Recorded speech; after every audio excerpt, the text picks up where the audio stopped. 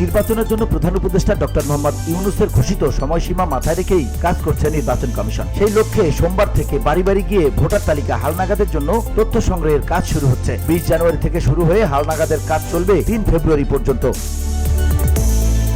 রোববার বিষয়টি এক বক্তব্যে জানিয়েছেন প্রধান নির্বাচন commissioner CEC AMM Nasir Uddin. সোমবার সাভারে এক অনুষ্ঠানের মাধ্যমে কেন্দ্রীয়ভাবে এ কর্মসূচি উদ্বোধন করা হবে। নির্বাচন ভবনে এক অনুষ্ঠানে সিইসি নাসির জানান, ভোটার তালিকা হালনাগাদের জন্য নির্বাচন কমিশনকে প্রাথমিকভাবে 175টি ল্যাপটপ, 200 ডকুমেন্টস স্ক্যানার ও 4300 ব্যাগ দিয়েছে ইউএনডিপি। আগামীকাল 20 জানুয়ারি থেকে দেশজুড়ে ভোটার তালিকা হালনাগাদের কাজ শুরু হওয়ার কথা রয়েছে।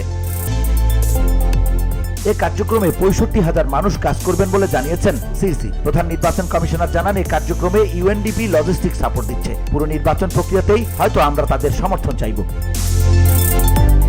প্রধান উপদেষ্টা ইতিমধ্যেই জানিয়েছেন যে চলতি বছরের শেষে বা আগামী বছরের শুরুতে সংসদ নির্বাচন অনুষ্ঠিত হতে পারে। মাস 6 মধ্যে বিএনপির তরফে ভোট চাওয়া হলেও ভোটার হালনাগাদেই 6 মাসের কর্মপরিকল্পনা ঠিক করার কথা বলছেন সিইসি নাসির। আমরা 6 মাসের জন্য প্ল্যান করেছি, কিছু কম বেশি হতে পারে। টার্গেট হচ্ছে 6 মাসে যাতে শেষ করতে পারি। এ হালনাগাদে নতুন করে 19 লাখ ভোটার যুক্ত হতে পারে বলে ধারণা করছেন নির্বাচন কমিশনের কর্মকর্তারা।